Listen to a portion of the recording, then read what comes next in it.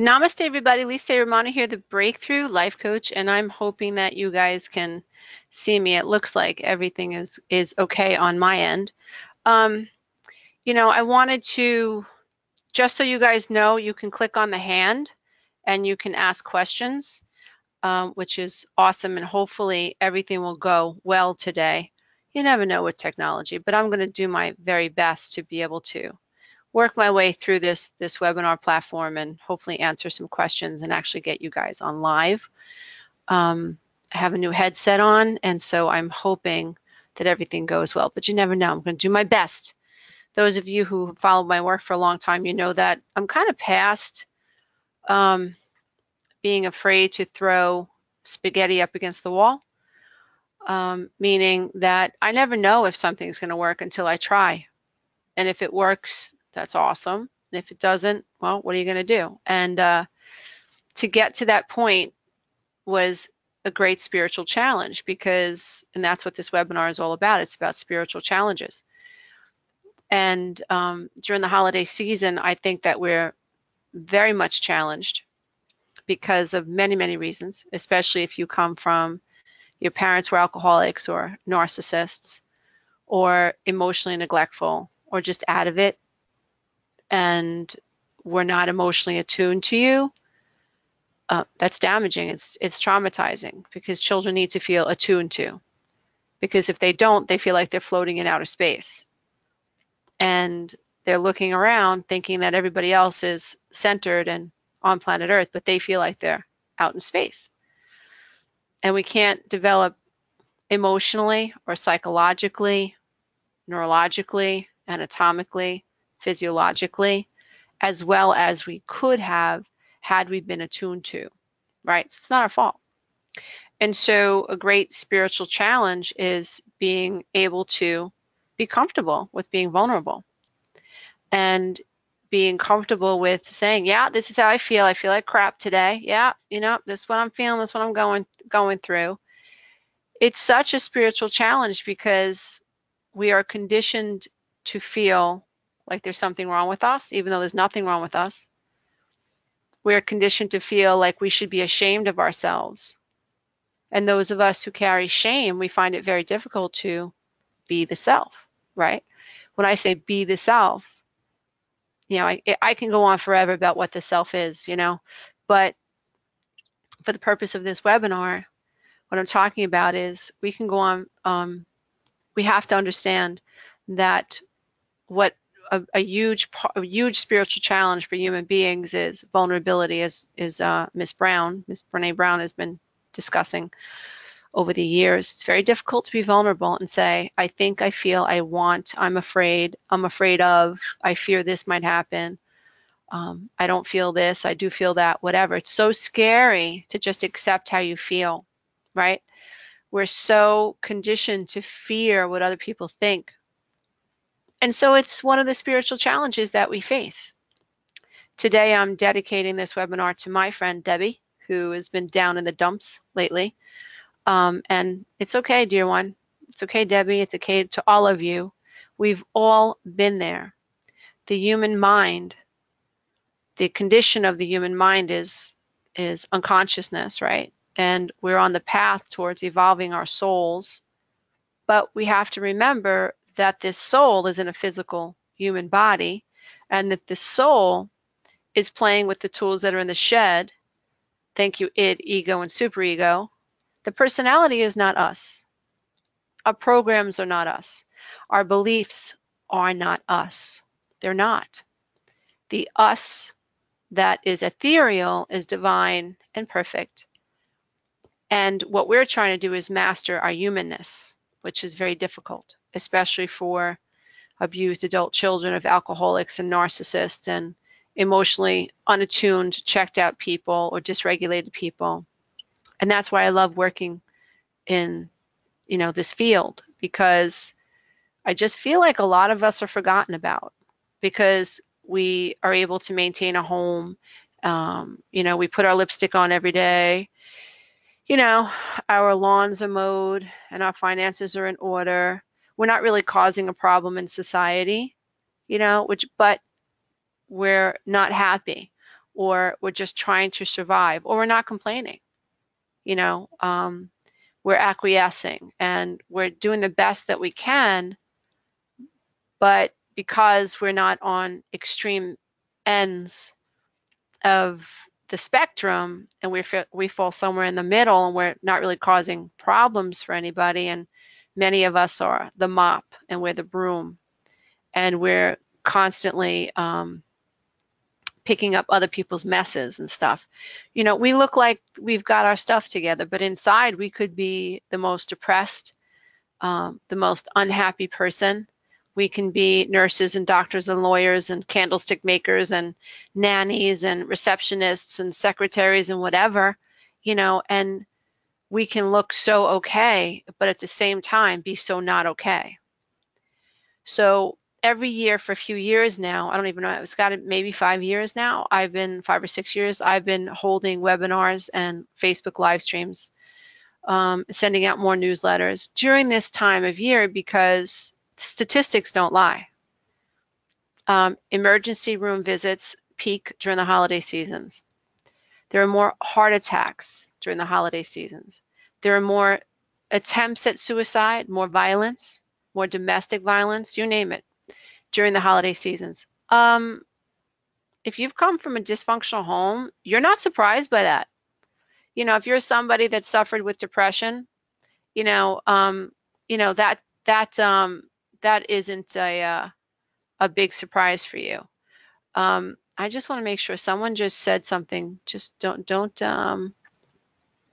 get too upset about me just being a little distracted right now, because someone said something about sound and then someone said it's okay. So I hope that, you know, the sound is okay. Someone has already asked a question, which is good.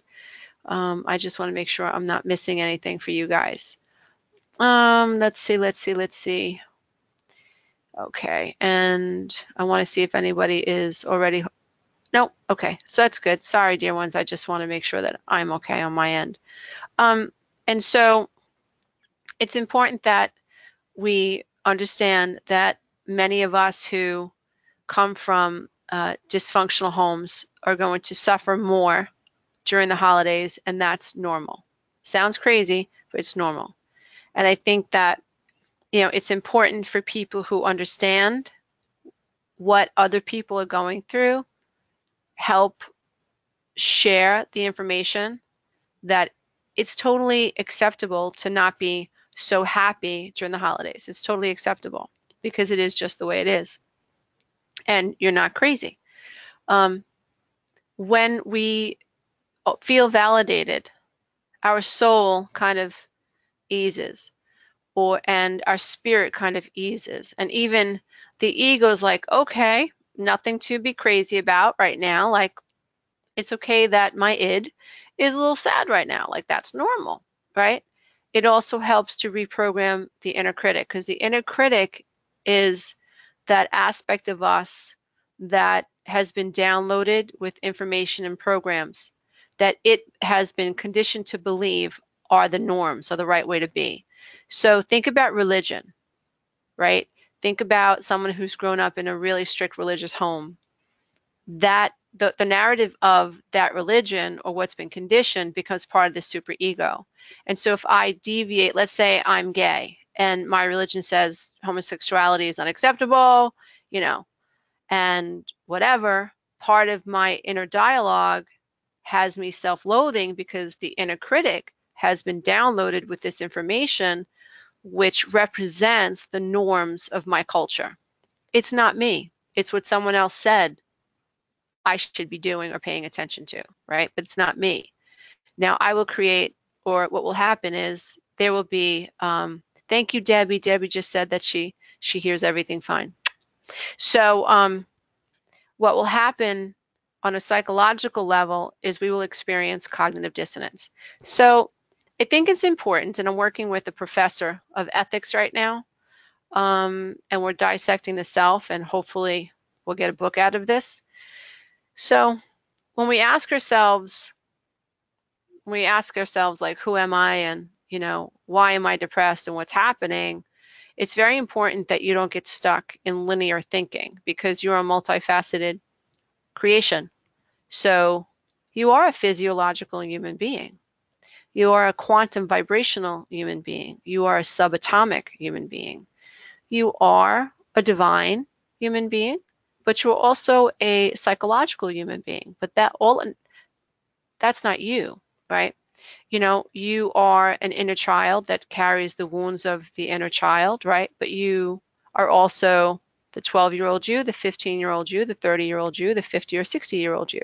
You are also the future you, right?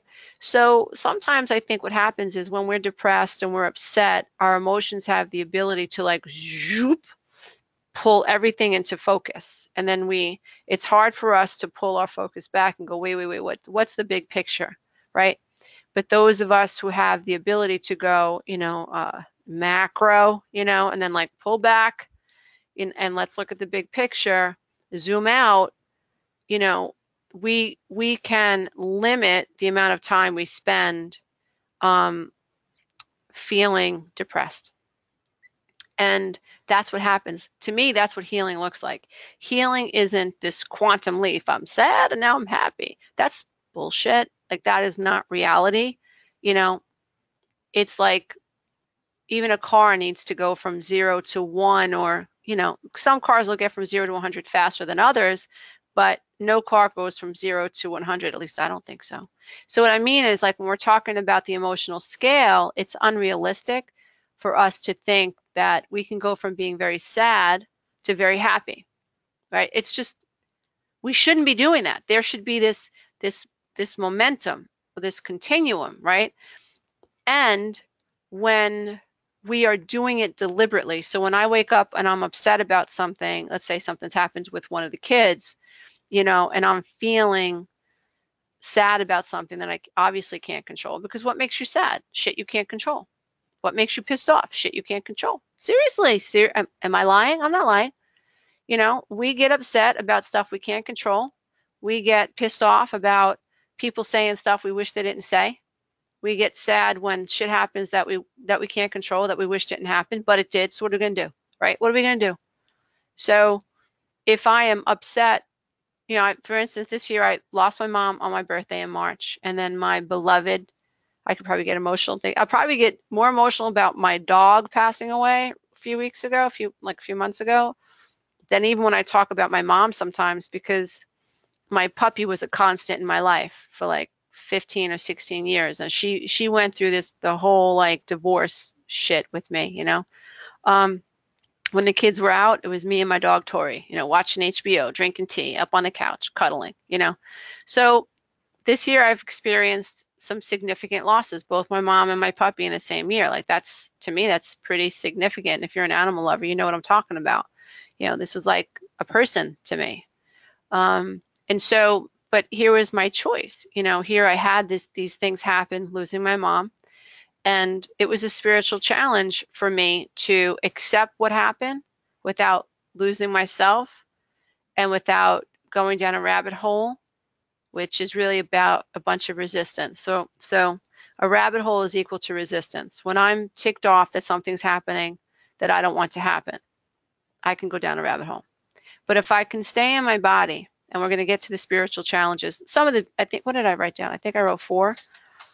Yeah, I wrote down 4, what I think are 4 really major spiritual challenges, especially that take place during the holidays. But if we can accept how we feel and keep out of resistance to what's happening, and we can stay in our body with it, and we breathe through it, what will happen is our focus will go from macro to zoomed out, and we'll feel lessened by it, right? So pain has this ability to make everything come into focus, right?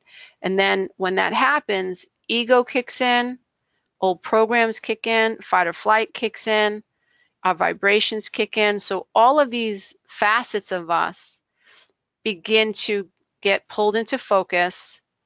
And if we're not careful and we lose our ability to hold on to a higher state of awareness, a higher consciousness, then what's happening in this situation is going to pull us down the rabbit hole. That's why it's so, so important. I think science, I know it saved my life, helps me understand these concepts. I understand fight or flight. I understand that my body is automatic and autonomic, and that I am tapped into the morphogenetic field, and that there are just certain things like loud noises that startle people, or being frightened, or have something, come in your peripheral vision. These are automatic responses, and the brain considers it stressful because it's a novelty. It's not supposed to be there. I know that novelty creates fight or flight, creates fear. And I also know that, and this is where what I teach in my programs, and it really does help people break through, is because you can become conditioned to dysfunction, and then healthy things are a novelty. So you can be conditioned to attract narcissistic men or narcissistic females, and you can be conditioned to fawn and tone yourself down and cater to someone else's feelings, and then meet someone who's like, how are you feeling? What do you think? What's going on with you? And your brain will consider that a novelty. It doesn't make sense. It's not my norm. And being around someone who's actually being kind to you can trigger you into a fight or flight response. That is freaking key to a codependent, or to someone who's grown up in a dysfunctional home. Because if you don't gain control over that and learn how to process that, right? Because this is technical stuff. Healing is technical. It's not just waving a magic wand and burning some sage, and saying a couple of prayers and boom, I'm healed. Hell no. Healing is neurological. It's about the subconscious mind, because the subconscious mind is tapped into the universe, and your vibrational frequencies are a reflection of what's going on in the subconscious field. And the subconscious field is the result of your external experiences that have been impressed upon your conscious field, and then impressed or impregnated into the subconscious mind. And, it's like a garden. When you throw seeds into a garden, what you eventually see grow in your yard is the matrix. And the soil can be considered the subconscious mind, and the seeds are the conscious field sowing seeds. So if I'm angry and hostile and abrasive, argumentative, confrontational, I walk around, in victim mode, and, I'm looking for who's going to attack me. I'm seeding. My physical body is seeding karmic seeds into the soil that is the subconscious mind, right? And what will show up consistently in my experience is opportunities to feel victimized. I will see it everywhere, even if I'm not being victimized. Mother Teresa could ask me for lunch and I could be pissed off, right? Because it's about our trauma lens. It's about what's been sown. It's about the glasses that we're wearing. And not until we change what's in the subconscious mind can we really shift. That's a huge spiritual challenge, to be a human being that is affected by external experiences that are now dictating our internal experiences, and thus creating our new external experiences. It's really tough. Talk about being spiritually challenged. To be a spirit incarnated in an imperfect body that has been plugged into a grid in an imperfect world, surrounded by unconscious people. Hello. Oh my God. If you're on the healing path and you feel any relief from a day ago or a year ago, pat yourself on the back, because that is a tremendous feat. Now, the holidays. Let's pull back, zoom out, and let's get a little bit more realistic rather than emotional about what's happening during the holidays. Okay. Holidays are very much a construct of big corporations. They're opportunities to create commerce. Can we just say it? Okay. It's an opportunity to create commerce. So what happens is, it's the end of the year. Companies want to make a lot of money before the end of the year, right? And they need excuses to get rid of money at the end of the year. All this stuff fits together.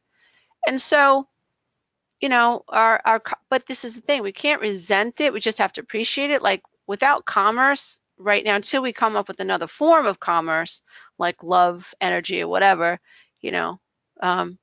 we're dealing with money, the world of Caesar. So there's an exchange of money for a service. Okay, fine, no problem. But we have to be careful that we aren't caught up in the nonsense of it, right? See it for what it is. The holidays happen at most of them, the big holidays happen at the end of the year. It's an opportunity for companies to make a lot of money. How do we do this? Corporations use the law of attraction to their advantage. They create images of what they want to experience. They want you to stuff Walmart. They want you to go crazy on Black Friday. They want you to go apeshit on Cyber Monday, right? So they are deliberately putting that out there. Cyber Monday, Black Friday, blah, blah, blah, buy a big turkey for Thanksgiving, fine. And if you do that, that's fine. Traditions, I kind of like traditions, they're a little bit like glue, keep people together. I get it. But as long as we can see the manipulation and we're not blind to it, I think we feel a lot better in our own skin. And so let's understand that corporations are going to try to make us first buy into what they think we should be experiencing, which of course is buying their products, right? Number one. Number two, they're going to try to use any imagery, right? Music. You can't go into a store without hearing Christmas music or Hanukkah music, wherever you are. You can't go into a store these days without hearing it. And so that's important that we pay attention to that. Now, why is it important for an abused adult child to know that?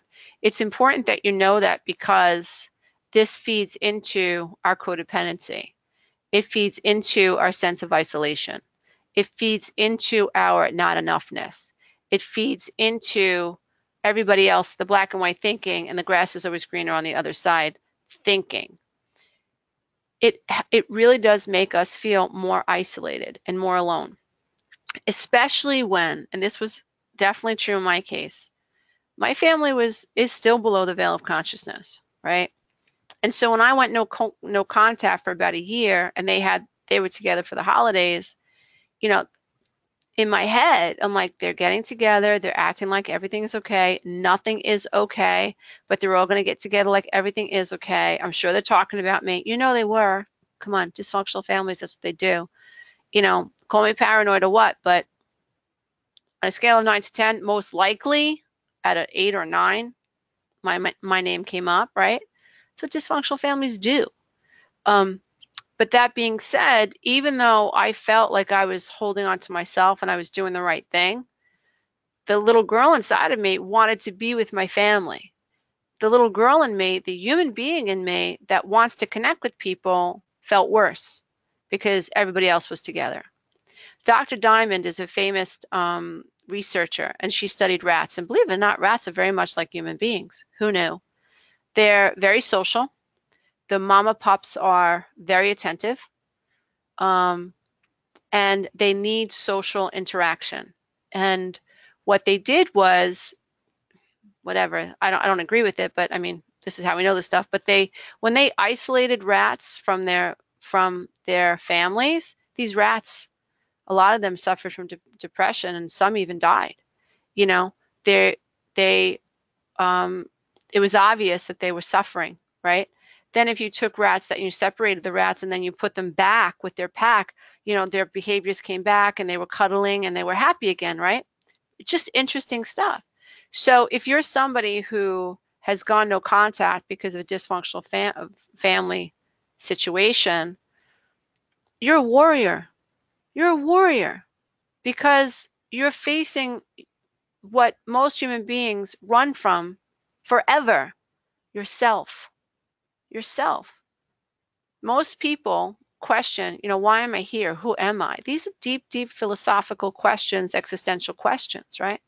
When you are forced to extricate yourself from a family dynamic that is debilitating and harmful for your own sake, because being there is just too painful, it's like you're choosing the lesser of two evils. So it's like, if I stay, I'm going to get 3rd-degree burns, but if I go, I'll have 1st-degree and 2nd-degree burns. So it's like, that's the choice an abused adult child has to make. Really? Really? Seriously? Come on now. That's a tough choice to make, right? And for some people, third degree, second degree, what's the difference? There is a difference. There absolutely is a difference. Third degree is hard to come back from. You're deformed forever, like that's tough stuff. Second degree, not as painful, but very painful, but less scarring, blah, blah, blah. You get the picture.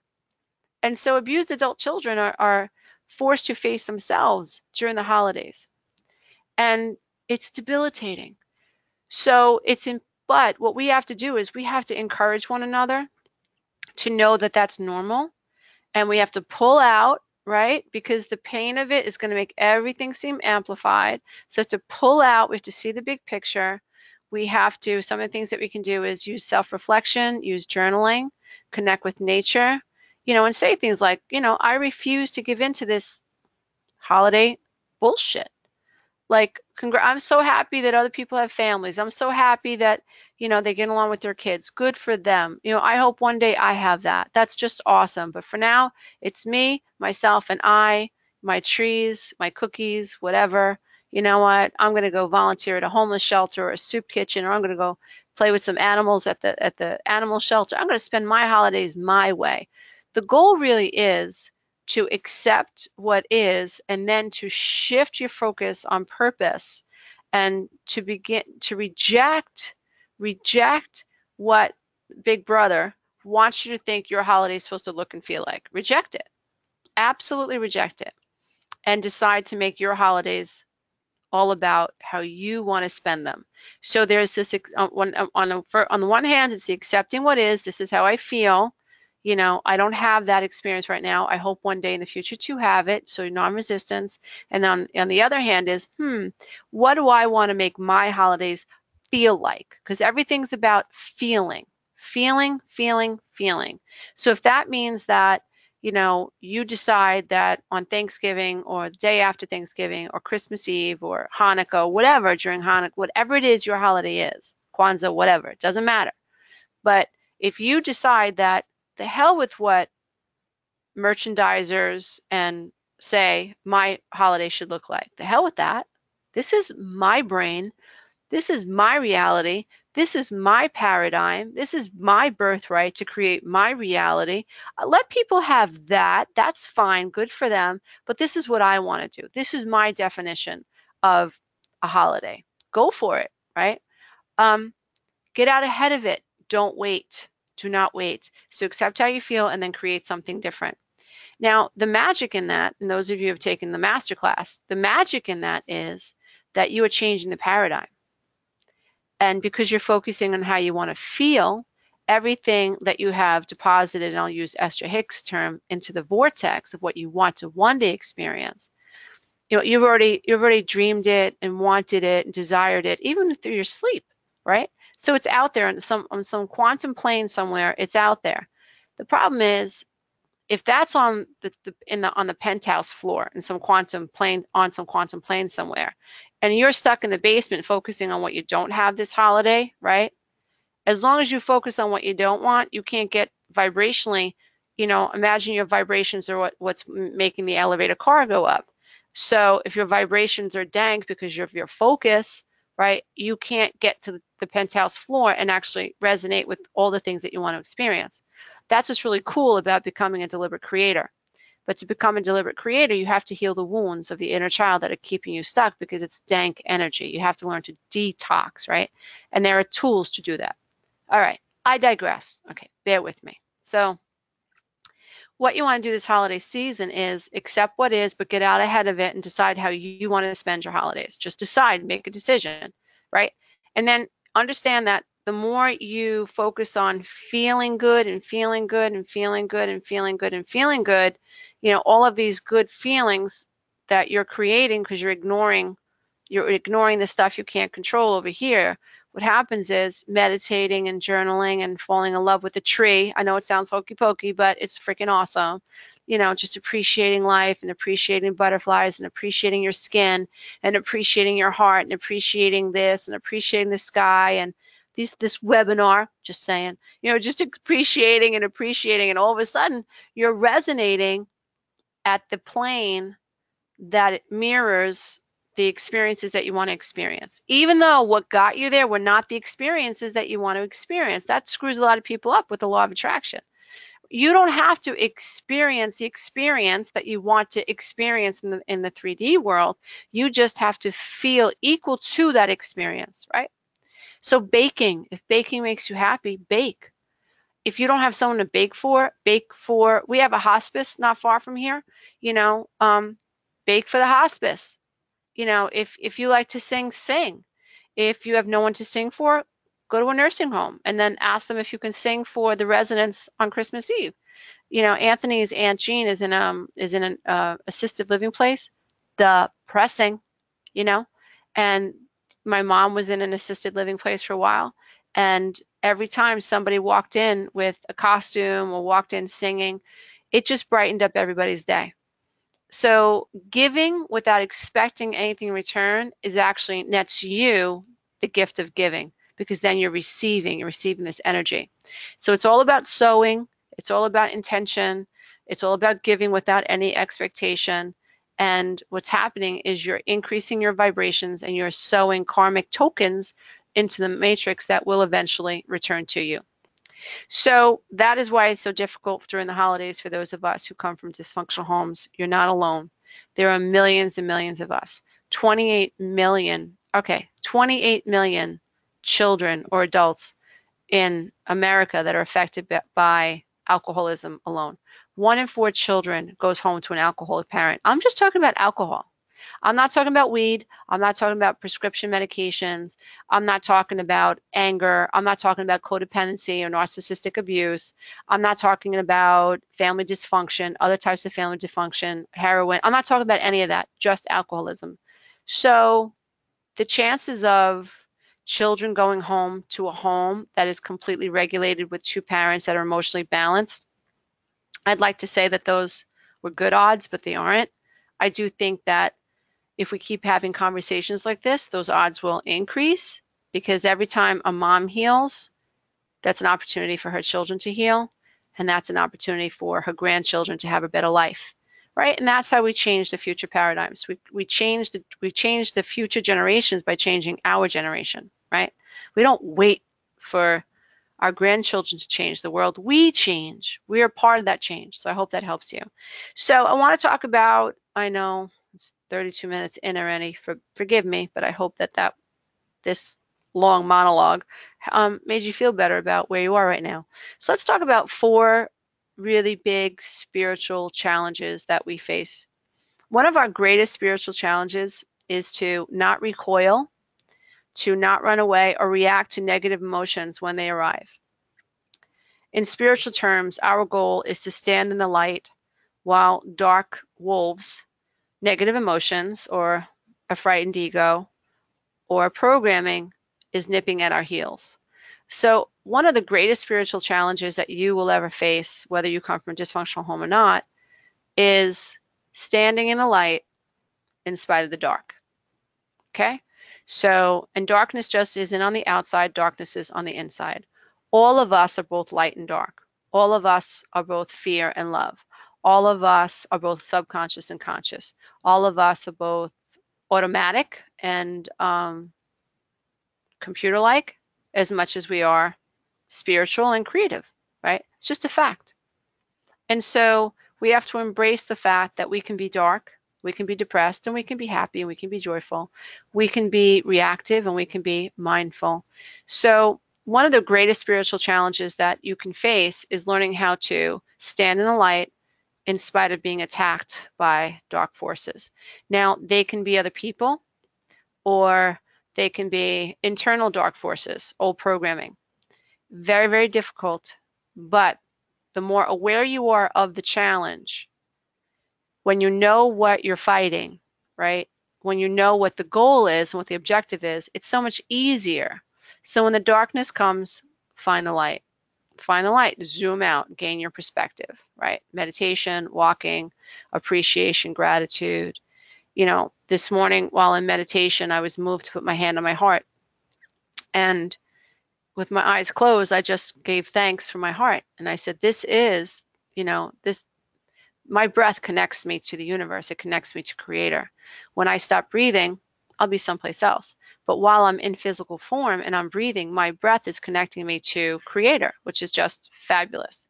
So it's important that we understand the how gratefulness can shift. When we find something to be grateful for, we're resonating with a different frequency, the opposite of the darkness. So dear ones, your spiritual challenge is to choose the light in spite of the dark, and know that the dark can be on the outside but can also be on the inside. Another great spiritual challenge is to see all experiences as lessons on or opportunities to grow and learn. That is really difficult to do when faced with a diagnosis, or when someone you have, that you love is passing away or has passed away. So it's very easy said, but it's not easily done. So your spiritual challenge is to, one of the greatest spiritual challenges to, while animated in human form, is to know that every experience that I'm experiencing is an opportunity for me to grow and to choose the light, right? Marianne Williamson talks about this idea that you, in every moment, you can either choose love or you can choose fear. And like if you have someone in your experience, we all know somebody who consistently chooses fear. No matter what, maybe they'll have a good day or a good week or a good month, but eventually they're right back down into the fear again, and it's hard for them to get out. So it's important that we observe people that we know that tend to have this experience where they're in fear, they're there for a very, very long time. Now, that person's is, whether they realize it or not, these are all opportunities for this person to learn, like, wow, this is just an experience, and in this experience, I can choose the light. So maybe I don't have the shoes that I want, but I have shoes. That's choosing the light. Maybe I don't have the house that I want, but I have a room in my aunt's house, and I have a bed, and I have a closet, and I have food in my belly. I have that. That's choosing the light. Maybe I don't have the ideal partner yet, but I have some friends. That's choosing the light. Maybe, I got this diagnosis, but, they say that there's hope. That's choosing the light. Maybe I don't have a whole lot of money in the bank account, but I have enough to pay my car insurance. That's choosing the light. So basically, that's what Marianne Williamson's teachings are about. We can choose the light over the darkness, or love versus fear. But we can't do it without understanding the ability we have to flow our consciousness, which is, my work hinges on the science behind being able to control your focus, because it's a fact, you can. Spiritual challenge. The spiritual challenge is for you to understand that these difficult things that are showing up now are experiences and opportunities for you to learn a little bit more about yourself, which is just awesome. I think at the end of the day, it's an opportunity to choose the light over the darkness. And I will tell you, as someone who's been on this journey, consciously aware I was on the journey, we're all on the journey, we're just not conscious of it. But as someone who's been conscious of the journey for a while now, it is what it is. But to me, the challenges sometimes they're so challenging. Like in the beginning, it's like, am I gonna give this cashier back the extra $6 that she gave me, or am I gonna walk out with it? It's not so hard to figure out, okay, this kid works for Target or she works for this company. She's gonna have to account for the $6. It's not her fault. I don't want to see the kid get in trouble. Let me give her the $6 back. But we are called to really be challenged and to choose the light. So it's normal to be faced with situations that are trumped by situations like I just explained. So you're going to be challenged more and more as you grow. I think what happens is, over time, is that you make the decision towards light quicker than you would have 10 or 15 or 20 years ago. So the length of time it takes you to choose the light lessens. Okay, so But that is a great spiritual challenge that we face. So the third spiritual challenge I want to talk about is the challenge to honor yourself even though you've been taught to ignore or fear your emotions. We can't have a conversation about the self and about honoring the self without having a conversation about the fact that so many of us were taught to ignore how we feel. We very much, human beings, psychologically, there we go with the layers, right? So I'm a human self, that's one aspect of me. Then I have a personality self, then I have a conscious self, right? I have a higher self, I have a lower self, I have an id, an ego, a super ego, lions and tigers and bears, oh my, oh my Lord, whatever. I'm cellular, I'm chemical, there's a whole bunch of crap going on. So anyway, we can't have a conversation about the self or a conversation about the spiritual challenge of honoring the self unless we have a small, short conversation about feelings, right? How many abused adult children were taught that their feelings were unimportant?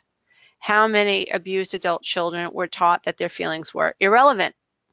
How many human beings were taught that mommy's feelings were more important than her feelings? How many of us have experienced triangulation and we were taught that one sibling's feelings or experiences or needs were more valid than another? How many of us have been married to people who could not see us and were not aware that they could not see us, which is maddening because we think we're in a relationship with somebody who can see us, and it takes us 30 years to figure out that they don't see us. Oh my God, it's crazy. It's crazy. But anyway, a big spiritual challenge is learning how to honor myself, even though I've been taught to ignore my feelings. So the challenge is to accept and honor how you feel. Now that people get caught up because they think that should I trust how I feel? Well, emotions don't run in rational channels.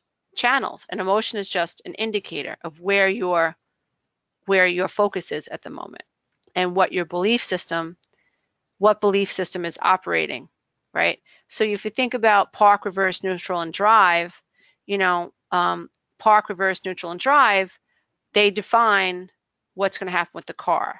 So my feelings, park, reverse, neutral, and drive, all they are is they're representing the primary belief system at the moment. So my brother is somebody, God help me if he's on this webinar because I'll never hear the end of it, but whatever.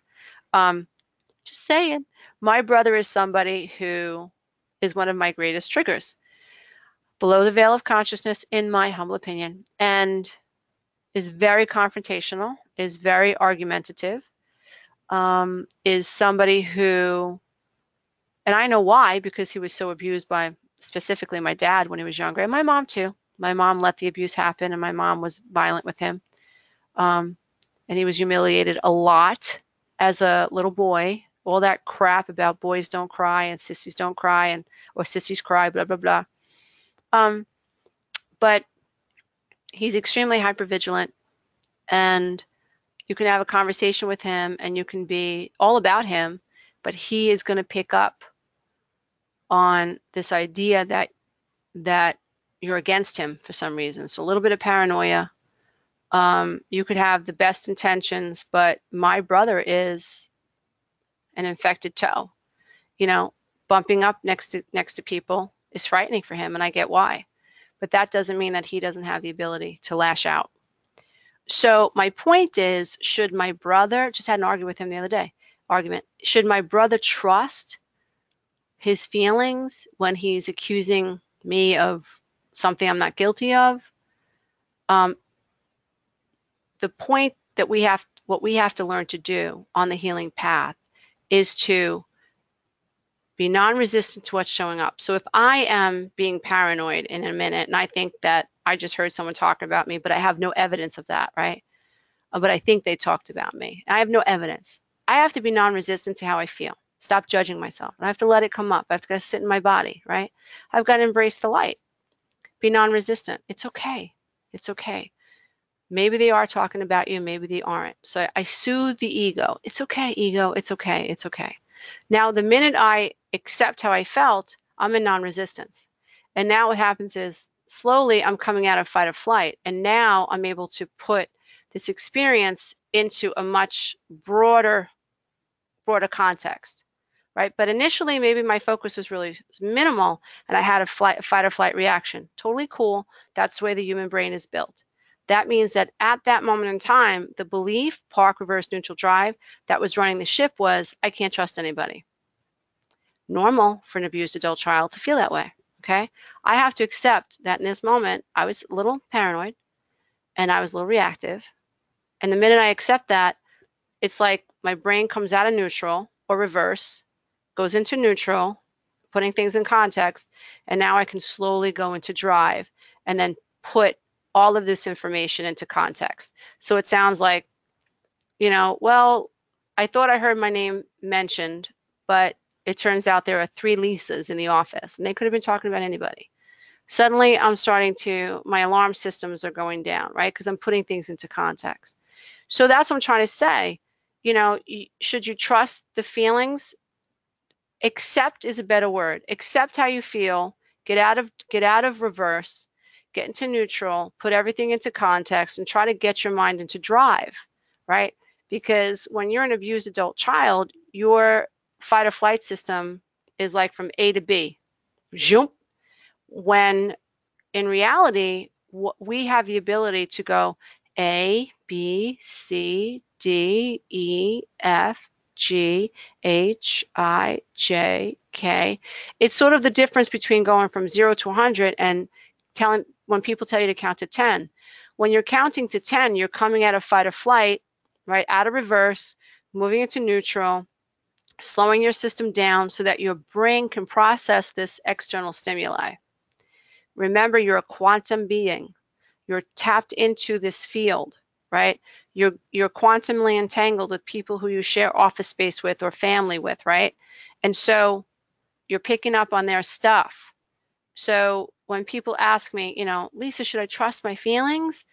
I always say, accept your feelings and trust that they're valid based on what gear you're in.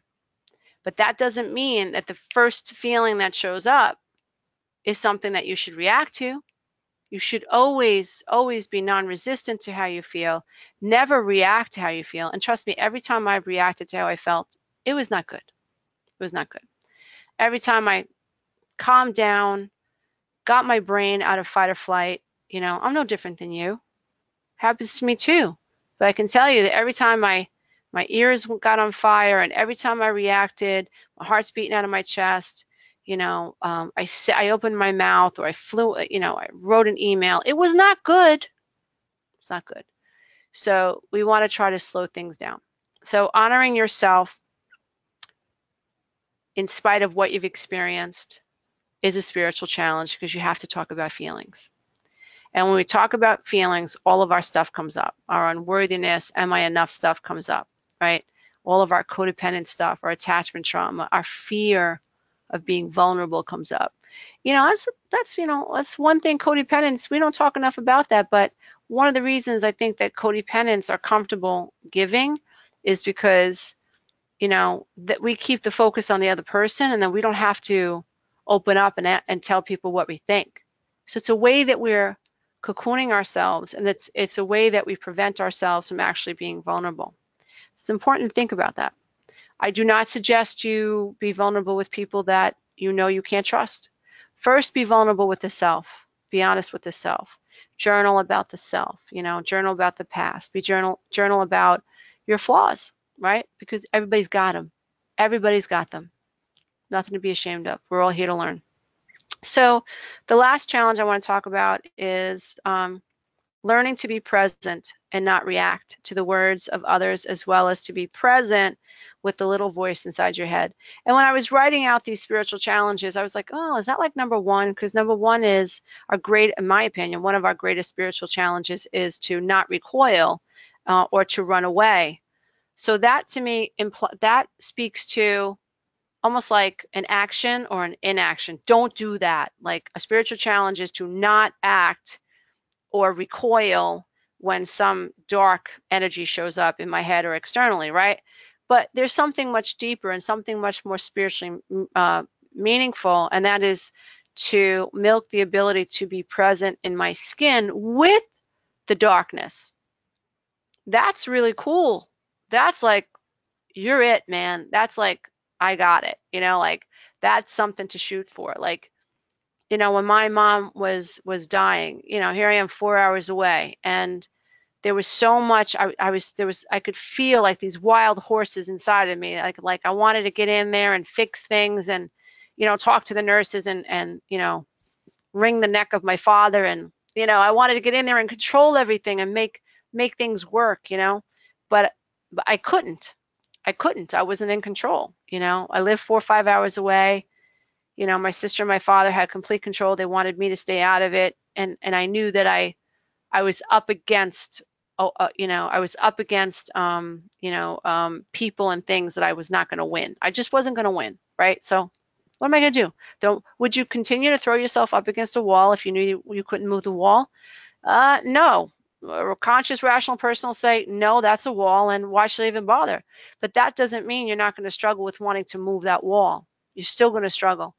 And so learning to be, losing my mom the way we lost my mom, and so much that I couldn't control, they represented like these dark energies that were coming up. My powerlessness, you know, the little girl inside of me that was losing my mom. I was never, now I know I'm never going to be able to get that bond with her that I really wanted. You know, like confronting that, you know, she's not going to get better from the dementia. She's really going to die.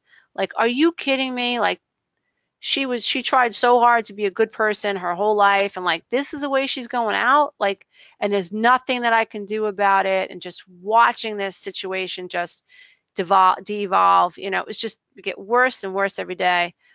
And having to watch it happen, a lot of stuff showed up for me. A lot of darkness showed up for me. But I remember being spiritually conscious and physically conscious and quantumly conscious of my physiology, like I knew things were happening.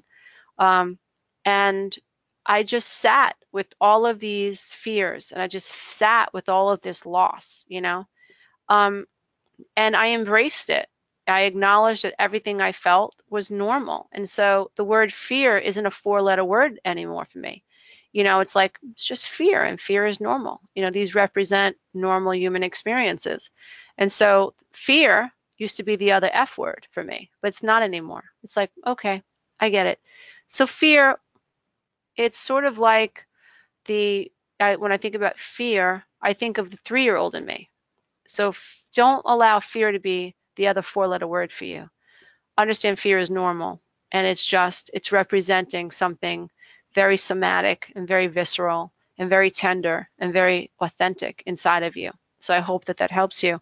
And learning to be present with that fear is definitely a very big spiritual challenge. So the key ideas I'm hoping that you guys take away are, number one, when we are uncomfortable, it means we are on the verge of learning something new, right? Hard to, like, you know, when we start being uncomfortable, it's like, damn, I just got comfortable and now I got to learn something new. Like, you know, like, oh, are you kidding me? But it's important, if we zoom out, I'm a little uncomfortable. Okay, what's happening? I'm on the verge of learning something new.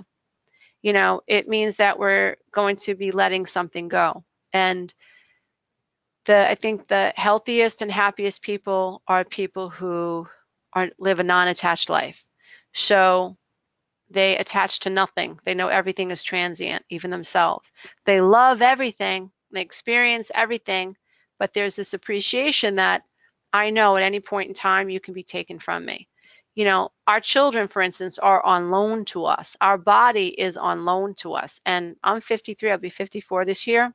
Gray hair, sagging skin, whatever. A couple of pounds on, menopause, hot flashes, lions and tigers and bears on my whatever. You know, the reality is my body is on loan to me.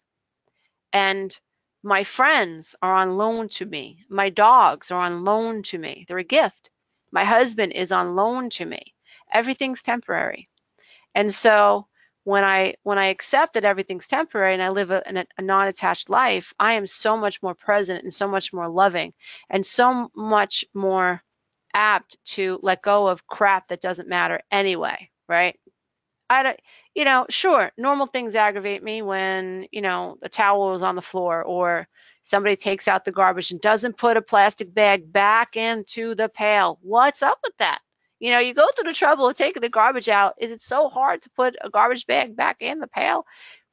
Now I'm throwing garbage in a garbage with no pail. Okay, human stuff, right? Okay, human stuff. Irritating. It happens, right?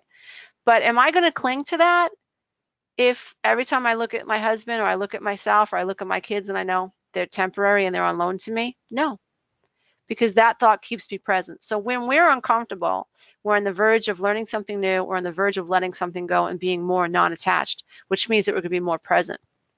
So, and we are becoming stronger in spite of what is making us uncomfortable. So 3 key ideas are that when we are spiritually uncomfortable, we're on the verge of learning something new, we're on the verge of letting something go and become more non-attached and more present, and we are becoming stronger in spite of this thing that's making us uncomfortable. So you're actually going to grow beyond whatever that experience is. So the other key idea I want you to understand is that life is supposed to challenge us. So people who don't embrace the challenge, think about somebody who, not their fault, but grew up and their father was a criminal. And they grew up hearing like life is hard and life sucks and people are always out to get you and only rich people get rich and poor people like us never get rich. That's why you got to get out there and you got to rob people and you got to do this because this child doesn't know that he or she is a creator. This child isn't even going to try to study in school because what's the point? This child isn't even going to try to flow love. What's the point? This child is going to do what it has been programmed to do. So let's say this child ends up in a gang. This child's programming, right? What's the point? Why should I even try? So now I'm in a gang. So I rob a car. Okay. Does this child learn? No. This child gets back out in the streets and does something else. Okay. Ends up in jail again. All of these challenges, right, are meant for this child or this person to overcome them and to make a different choice. So those of us who are on the enlightenment path or who are embracing spirituality and conscious evolution, and we want to control our minds, and we're interested in personal development, blah blah blah blah blah. We should consider this idea that challenges are supposed to help us make a different choice, and people who don't make different choices are. My uncle was married 6 times. Did this man learn? Did he learn from the first divorce? No. So know that every challenge that we have is supposed to help teach us to make a different choice. It's supposed to help us grow, right? And people who don't learn, they just keep repeating the patterns. Now, there isn't some big universal conspiracy out there. That's just the quantum nature of the universe, because life is a hologram until you change the hologram by changing the paradigm, by changing your thoughts, which is not easy. The third thing key idea is, I love this phrase, life is not about waiting for storms to pass. Life is about learning to dance in the rain. This is a version of, when you get stuck with lemons, make lemonade. Same thing. And so many people wait for the right job to come along, or they wait for the right relationship, and they're miserable waiting. No, that's not what you should be doing.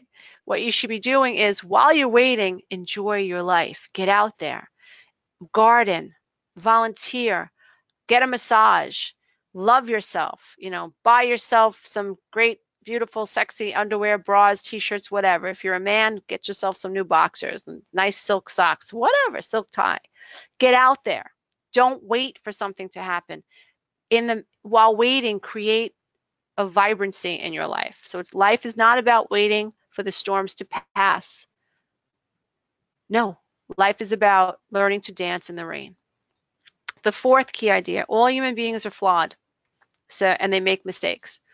I don't know anybody who hasn't lied, exaggerated, hurt someone else's feelings intentionally or unintentionally. I don't know anybody who hasn't interrupted somebody while they were talking. I don't know anybody that does not pull their pants down to go to the bathroom. I think everybody uses toilet paper.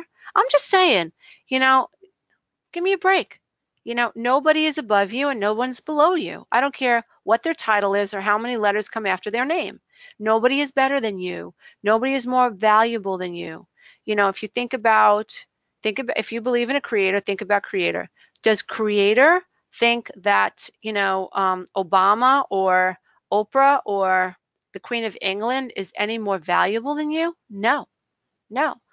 All of these people had different things happen and different support systems and different realities, and they made the best of what they had. But in terms of worthiness, no such thing.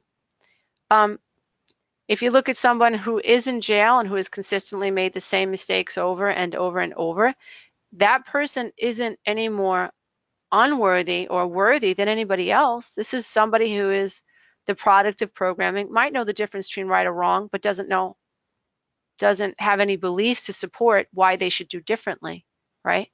I'm not condoning bad behavior at all. I'm just explaining why people do bad things. And so until an awareness is born, an understanding of self, and a new paradigm is woven together, then only the old paradigm can continue to evolve in someone's life. But we've all fallen, okay? We've all screwed up, and that's okay. That's okay. Everything that's happened to us is for our greater good. If you've learned from whatever you've done, that's all. Then that's why you had that experience. So no shame. The last key idea is that higher self is ready when you are. And most people don't wake up until they have to, and that's okay. And consciousness can be expanded, which is awesome. So most people don't change until they have to. Minds don't change until they have to, until very oftentimes until they're sort of forced with an ultimatum, like it's too painful here, like, and everything that I've done in the past just doesn't work, and there's this aha moment, you know, and I decide to do something differently. So I hope that you appreciate those key ideas. I'm going to see if I am able to, I hope I can, find out if anybody has any questions. And I'm looking for that feature. Let's see if I can get the attendees list. If I can get the list, I'm going to see if I can. If I can't, you know, sometimes I have, it's not always the same. Let's see. What I'm going to do is I have some questions here, and I'm going to read them out loud. And let me see if I can get a couple of you have your hands raised. So Laura, I'm going to unmute you, and hopefully you can hear me. Hi, Miss Laura, can you hear me? Laura? Yes, I'm Hi, Laura. How are you? I'm doing well, thank you. Thank you for being here. I really have enjoyed getting to know you, and your talks have helped me tremendously, and I just want to say I appreciate you. Thank you. My journey has been a little bit different than yours, though the pain is the same, I believe. But nonetheless, you have helped me so much, and I just wanted you to know that. Thank you. Well, I appreciate that. Thank you so much. You know, it's all about, you know, sometimes people can feel like, oh, I'm only one person, you know, like, what can I do? But one person can do a lot, you know. Just smiling at somebody or just sharing a story and letting someone know you're not alone. It's so beneficial, and it speaks to our tribal instinct to feel seen. And so if you feel seen, Laura, and you feel, you know, like somebody understands your pain, and that makes you feel not so crazy and not so alone and not so different, then everything that I've done is worth it. So I'm happy about that. Thank you. No, thank you. Thank you so much. So Susie, I'm going to see if I can unmute you. Susie Q. Hi, Susie. Hi, can you hear me? I can. I have a question for you. You mentioned something about menopause and the hot flashes, and I noticed that I do get more hot flushes with the fight or flight feelings. Absolutely. And yeah, how do you have any suggestions? Because I do need to find a new career. And I was self-employed a long time ago, but it's been, I know that I can do it. It's just that now that I have hot flashes and then I'm managing the fight or flight. And so I'm trying to combine all of those things. Would you recommend getting a hold of the hot flashes first so that you can manage the fight or flight? Or would you say the fight or flight kind of anxiety would be first and then? I think you have to start with the self, because you have to start with what's triggering you.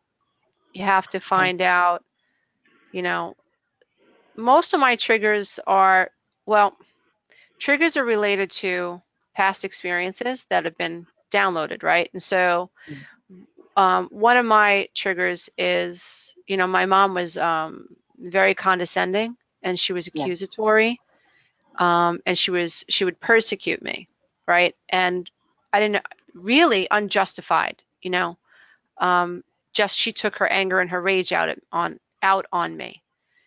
But when I was little, it made me feel everything in my body just contracted just talking about it. It goes back to somatic experiences and memory of how I lived around with this woman. And so that we have to understand that experience and those experiences have been downloaded into our bodies. And so that's outside our conscious awareness, right? So today, more so with women than men, I can handle it a lot more with men. But when I feel like a woman is persecuting me or is antagonizing me, I was just walking my dog the other day. I have a big dog, and she was barking at this little dog. And this woman is walking past my house, like cursing under her breath about my dog. And I was like saying to myself, I could feel myself wanting to go, Right. And I had to talk myself down, like, it's okay. It's okay. Alice is a big dog. She's got a little dog. If she was walking Alice, she'd know what it feels like to have a big dog. Because when little dogs are yapping, they're easy to control. A big dog is yapping is not so easy to control. Anyway. But my point is that I could feel all my triggers happening, right?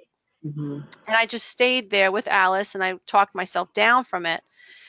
But that took, it sounds so easy now, right? But that took time for me to recognize when I'm being when a female is being confrontational for no reason and it's silly and it's irrational, my ego kicks in and a lot of this old stuff with my mom begins to get stirred up. It's normal.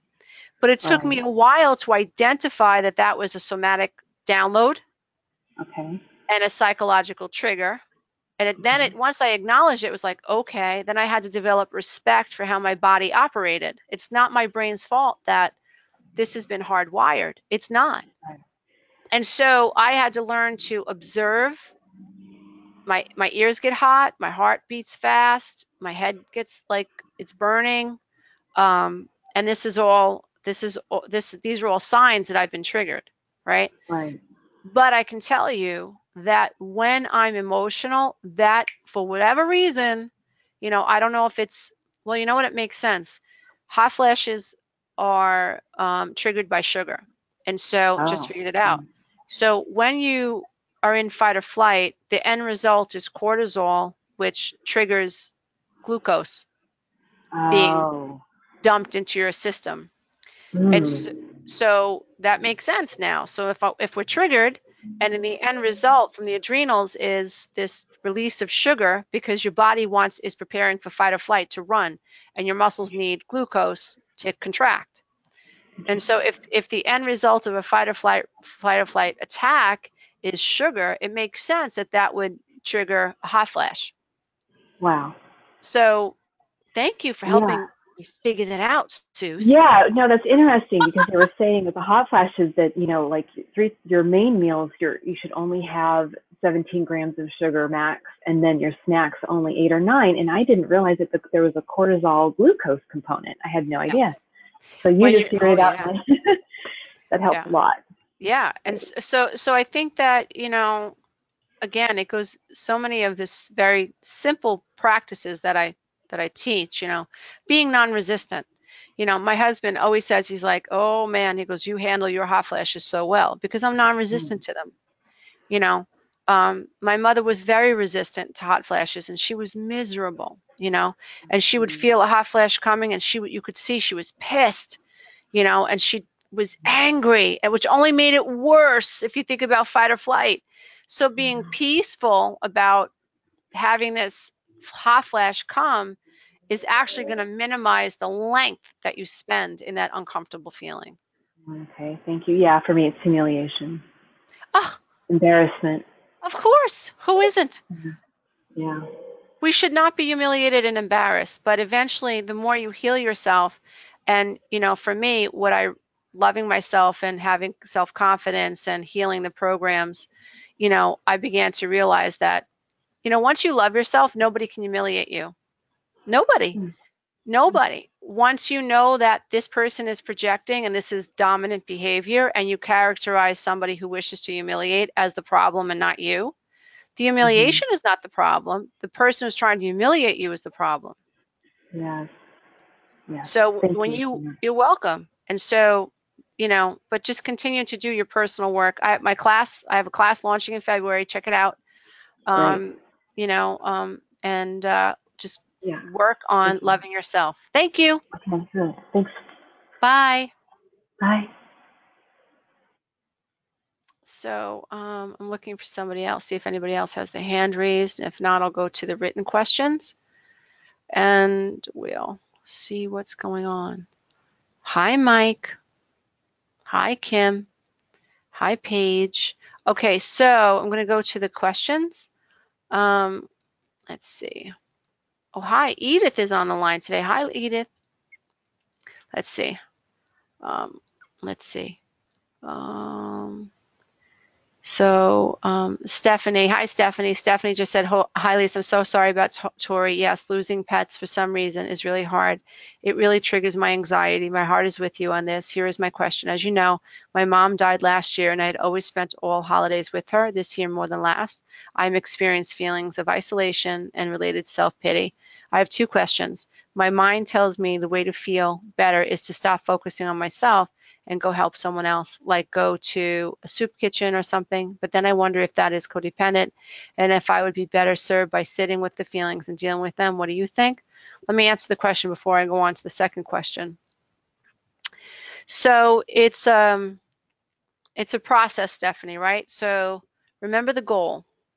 The goal is non-resistance, and the goal is a sense of relief, right? So remember, if when you're somebody, and I know your story, right? You know I know your story. So when you're someone who's experienced what you've experienced, to go from being low to happy is just not the goal. So to go from being constricted, like we learned in the masterclass, to non-constriction, to constricted to relief, that's the goal, Stephanie. So we want to embrace what is. First of all, right after you lose your mom, just lost my mom this year, right after you lose your mom, you're in a state of flux, like everything's changed, especially when you're her caretaker and she's such a big part of your life. Your whole mindset's got to change. Like suddenly this person that used to fill up your day with texts or phone calls, doctor's appointments, they're just not there, right? So the mind is like, what are we doing, right? And it's trying to figure out a new pattern. So you're in a weird neurological, vibrational, emotional place, a great place. Even though it may have been dysfunctional, it's still a loss. So that happens like the first 6 months to a year. And then the second year, I've heard people say like, this is the year I really missed my mom. Well, yeah, because, you know, now that all that shock has you know, kind of like weaned away, now you're dealing with this sense of loss and this, wow, she's really gone, like that feeling. And so the more ritualistic our life becomes, which our life is, we're supposed to have patterns in our life, you know, hopefully healthy patterns. But the more we get into routine, then I think the more we're aware of the fact that this thing that we used to do is no longer here, right? So it's normal, I think, that you would feel the loss of your mom. So it's really important, Stephanie, I know we've talked about this in the past, but it's really important that abused adult daughters understand it doesn't matter if mom was dysfunctional, right? And sons too. It doesn't matter if mom was dysfunctional and we lose her, you know, it may, and because what I mean is that what I'm trying to say is that it hurts sometimes. I don't like to put like say more, someone's pain is more, but what I'm trying to say is that it can be more painful for an abused child to lose a parent. It could be feel more desperate and more, you can feel more despondent when losing a child and you've never had that parent-child bond than it is for a child who has had that bond and now they're releasing their parent into the ethers. Hey, listen, I had it, you know, it's time for her to go. She's getting old. I'm getting old. There's sort of this like logical type of just acceptance, right? Because you got what you were supposed to get. But when you're that adult child who never received that connection to mom, the loss is profound. And so I've heard people say, I shouldn't mourn her because she was so terrible. No, maybe that's what your logical mind says, but emotionally that's just not true, because in terms of psychosocial development, we are designed to gain that bond with our parents, and I think we repeat the patterns until unconsciously and neurotically, because we're driven to gain that bond, and we don't know why. Now I married my mother, now my best friend's a narcissist, and how did this happen, and blah blah blah, you know, because we don't realize that life is holographic and we're built to like gain this validation from this person, and suddenly they're gone. So I would say understand that the despondency and the powerlessness is very normal. In terms of what you should do now, the first thing you do is you accept it, you go non-resistance to it. So you, Stephanie, higher self Stephanie, embraces 3-year-old Stephanie and says, I get it. She's gone. And in this physical world, you're never going to get that bond. But I'm here now. I represent the mother you never had. So higher self Stephanie is embracing lower self Stephanie, and that will help with your integration. What you do at that point is, if you can get into a state of non-resistance with that, and like I said earlier, you have to do something during the holidays that is going to make you feel joyful.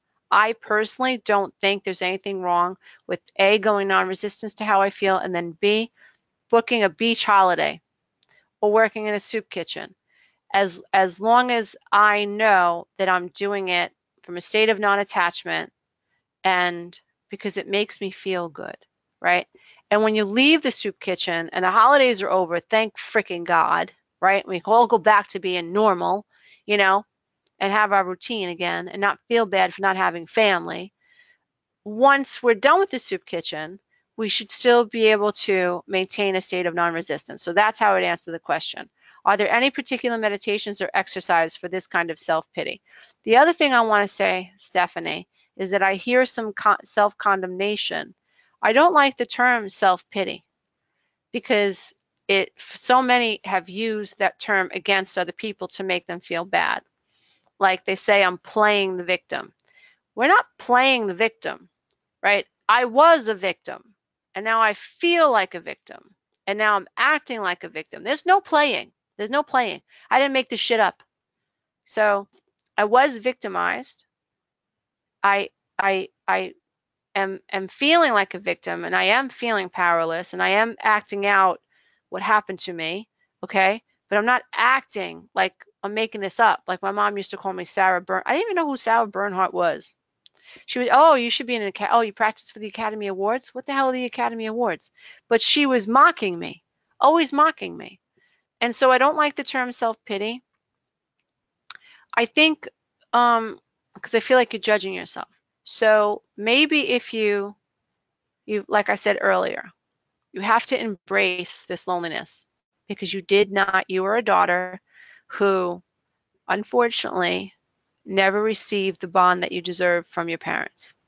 That sucks, and that's not fair. And a lot of time was lost, you know, and you filled your life up with careers and animals to make up for what was lost. You know, good for you. That's a testament to the will. You're a brilliant, brilliant woman. You've done amazing things with your life. You're incredibly, incredibly intelligent and capable and beautiful, I might add. Just saying, it helps. But my point is that, you know, it's not your fault any of this happened, and you took care of yourself and you took care of your mom, and you're quite capable. And now it's time for you to accept that this sucked and this happened, and embrace your feelings. Embrace your experience, the child in you that is feeling these feelings. You know, none of us would look at, you know, like, I think a lot of you guys know that I had two young women in my life die, and they both left behind a 3-year-old and an 8-year-old. And amazing experience, right? And nobody looked at these 3-year-olds and these 8-year-olds and said they had self-pity because they were crying because the mothers had just passed away. So try to see the part of you that is feeling sorry or a loss. Understand that that's the inner child in you, and embrace her. And so I hope this helps. Yes, meditation. My Divine Mother meditation is pretty good for this. I would say, you know, revisit the 12-week breakthrough coaching program, you know, and see if that helps. And then eventually, you know, maybe move back into the master class, because that'll help you raise your vibrations. Because what we want to do is we want to help you accept what is, and then slowly and incrementally give you back the power. But again, Stephanie, this is just all about practice, right? I wouldn't be where I am if I didn't practice every day. I am aware that I have programs. I am aware that I have triggers. I am aware that I have these experiences. I am aware that I can be reactive. I am aware that I can go down the rabbit hole at any time. I am surrounded by books and notebooks and journals and crystals and prayer books, and I keep myself on the path. It gets easier with practice. So I hope that this helps you. So if I can, I'll answer one more question, and we'll let it go. Let's see. I think this is from Lisa. I'm finally starting to zoom back on a repeating rabbit hole. I see others' happy family in a home with the white picket fence, and I'm immediately triggered into a rabbit hole of being a victim of circumstances. My parents divorced in the 70s, and now my own divorce, my house as a child, and now as an adult aren't good enough for me to be proud of. So I avoid having people come over, and when they do, I have massive anxiety. I've journaled and see zoom back, and this is a karmic journey. Must heal, however, I'm stuck here. Help. How do I get to a point that's beyond this? Thank you. So Lisa, I love you so much, but this is a little codependent, right? In this thought process is your desire to seek validation and worthiness from outside of you. So it's just a mirror for codependency.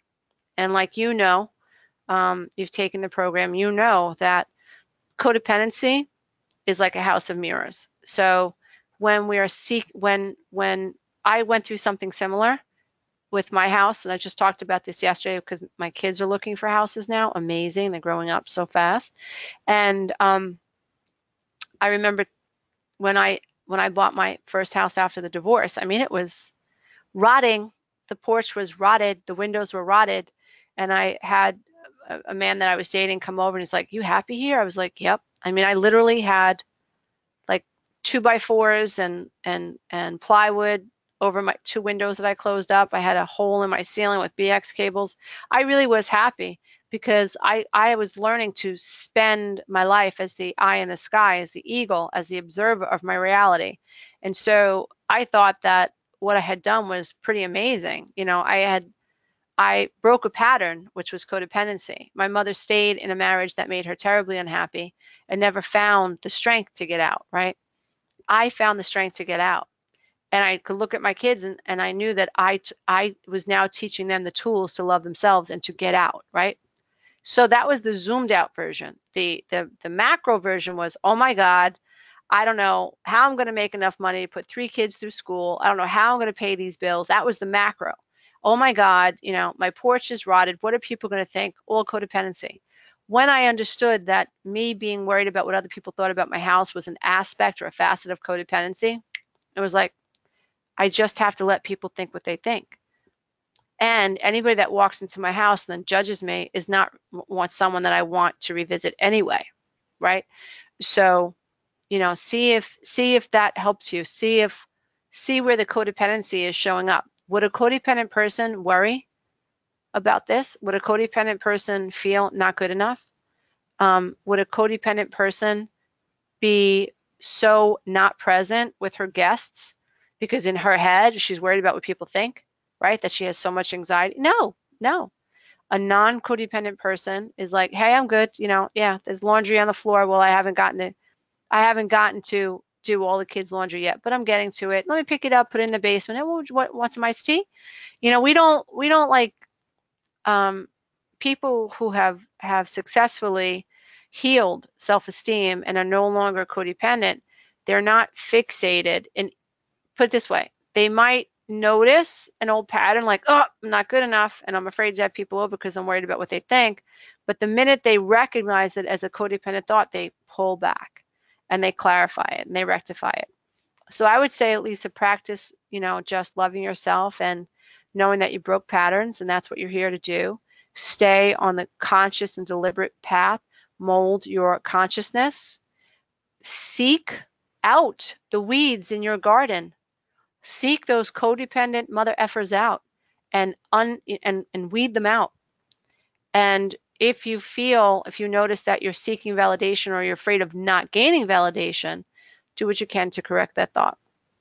Invite a safe person over first, and then do what you can to stay on that path. So I hope this webinar has helped you guys feel not so alone. You will get a recording of it in a follow-up email, and you will be able to watch it whenever you like. And so just know that this season we have 2 webinars running that you can watch whenever you like. And I think it's important, that you do that. Meditate this season, get out ahead of it, wake up every day and decide what your season's going to look like. Know that the universe doesn't judge anybody. And people say, oh, what's the universe trying to teach me? Nothing. The universe is just lining you up with what you're experiencing or what you're feeling. People have issues with that. I get that. We're not responsible for what someone else draws into their experience. And it's important that we recognize that we have to interface with lots of different personalities that are lining up with lots of different vibrations. All we can do is focus on our own vibrations. And the more you practice consciously, deliberately flowing your focus, the more control you'll have over your emotions, which is awesome.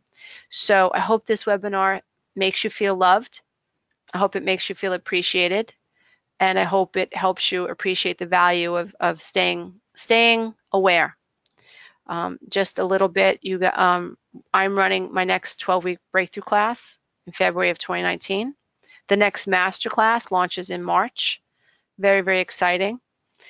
Members of the 12-week breakthrough graduates classes, we will be having a holiday meetup in November, sometime from November to December, near, I believe, either JFK or LaGuardia Airport in a hotel. It'll probably be an overnight event. And you guys are welcome to stay as long as you want, but I will be presenting and we'll have like a nice holiday dinner together, something to look forward to. In 2020, we should be having a breakthrough cruise through the Virgin Islands. And I am in the process of pulling together a UK event for October of 2019. I do have a monthly membership program available, the Breakthrough Warrior membership. I do monthly live streams, live coaching calls. That's what they are in the group. And you have access to Law of Attraction information, to my Loving the Self program, an audio program that I sell independently, a 12-part audio program. It's great for couples. A 12-part video program about codependency, programs about narcissism. And so that is a monthly membership and you can cancel at any time. You also get a copy of The Road Back to Me. So a lot is available for you guys. Also, please take advantage. You guys can go to audible.com and download one of my books for free, and you can send it to whoever you want, but you have to sign up for their free trial. So a lot going on, and I'm also in the midst of having The Road Back to Me translated into Spanish, which is really exciting, and we're in production for my first children's book. So that's exciting. So a lot going on. We are all souls, and we're all here to evolve, and I am honored to be a part of your soul's evolution to any degree. So thank you, dear ones, for joining me today, and know that you are loved. Namaste, as I bow to the love and the light that is absolutely in you. You are enough. You always have been. You just didn't know it. Namaste, everybody. Bye for now.